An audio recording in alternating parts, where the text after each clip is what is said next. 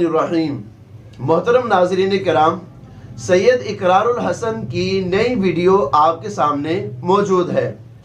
اس video میں سب سے پہلے تو میں ایک بات کی طرف آپ کی توجہ دلانا چاہوں گا کہ آپ دیکھیں اس ٹرک کو پرفارم کرتے ہوئے سید اقرار الحسن نے پیر ہا خطیب کی طرح اس مریضہ کے سر پر ہاتھ رکھ کر یوں نہیں کیا، کیونکہ سید اقرار الحسن کو یہ بات معلوم ہے کہ خواتین کو اس طرح سے چھونا درست نہیں ہے، جبکہ وہ پیر ہا خطیب آپ دیکھیں کہ اس نے مریضہ کو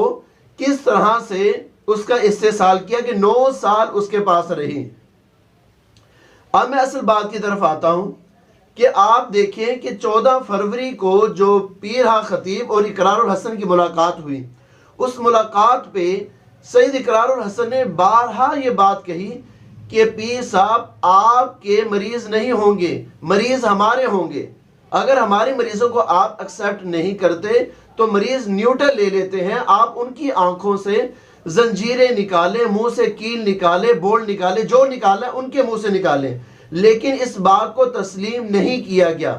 اور اس وقت سید اقرار الحسن پہ جو باتیں کسی جا رہی تھی، جھوٹا جھوٹا، یہ اس کے علاوہ اور بہت سی باتیں، لیکن اس ویڈیو میں آنے والی خاتون نے جو اپنے خیالات کا اظہار کیا، جو بتایا کہ اس کا استحصال 9 سال تک کیا جاتا رہا اور یہ وہاں پر ٹرک پرفارم کرتی رہی، اس بات نے بالکل واضح کر دیا ہے کہ 14 فروری کو بھی ہونے والا جو واقعہ تھا، جو پیر ہا خطیب نے اس خاتون کی آنکھ سے زنجیر برآمد کی، وہ مریضہ نہیں تھی بلکہ یہ ایک ٹرک پرفارم کیا گیا تھا۔ میں نے اس وقت بھی کہا تھا کہ پیر ہا خطیب وہ کہہ رہے تھے کہ یہ وہی مریض ہیں جو بیمار تھے، انہوں نے کہا بیمار تھے، یعنی پہلے تھے اب نہیں ہے، لیکن ابھی بھی انہوں نے ان کی آنکھ سے زنجیر نکال کے دکھا دی تھی۔ بہرحال اس واقعے سے یہ جو سید اقرار الحسن نے دکھایا، اس سے 14 فروری والا واقعہ بالکل واضح ہو چکا۔ ان لوگوں کی آنکھیں کھل جانی چاہیے جن کو حق نظر نہیں آ رہا، اب تو ان کو حق نظر آ جانا چاہیے، سچ نظر آ جانا چاہیے، ان کی آنکھوں سے پردہ ہٹ جانا چاہیے۔ اس کے ساتھ ساتھ میں آپ کو یہ بتا دوں، اس خاتون نے بالکل واضح الفاظ میں یہ بات بتا دی ہے، اور آپ اس کو پیر ہا خطیب کی ویڈیوز میں بھی دیکھ سکتے ہیں۔ اس کے چینل پر جائیں، اس کے چینل پر جا کر اس کی ویڈیوز کو دیکھیں۔ یہ وہی خاتون ہے جس کو پیر ہا خطیب استعمال کرتا رہا،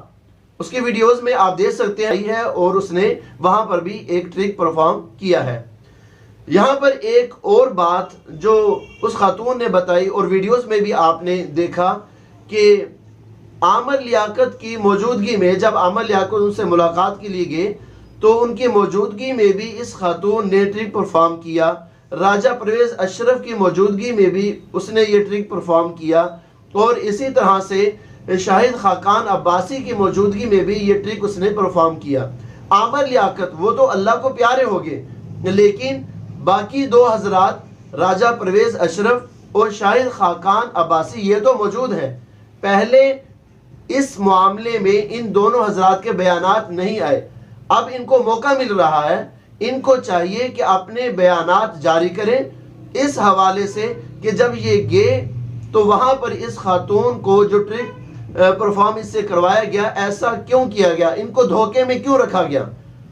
میں تو کہتا ہوں کہ ان دونوں حضرات کو، راجہ پرویز اشرف کو اور شاہد خاقان عباسی کو بھی چاہیے کہ وہ اعلان کرے کہ ہم 23 مارچ کو سید اقرار الحسن کے ساتھ پیر ہا خطیب کے آستانے پر جائیں گے، تاکہ بات تو واضح ہو چکی ہے، امت کو پتہ چل چکا ہے کون حق پر ہے، کون ناحق ہے، کون سچا ہے، کون جھوٹا ہے، کون راہ راست پر ہے، کون گمراہی کے راستے پر گامزن ہے، پتہ چل چکا ہے۔ لیکن ہم چاہتے ہیں کہ آپ دونوں حضرات کا حصہ بھی اس دینی کام میں شامل ہو جائے، اس فتنے کے خاتمے میں آپ کا نام بھی شامل ہو جائے۔ اللہ تعالیٰ سے دعا ہے کہ اللہ تعالیٰ امت مسلمہ کو ہر قسم کے فتنے سے محفوظ رکھے، ہر قسم کی گمراہیوں سے اللہ تعالیٰ محفوظ رکھے، آمین۔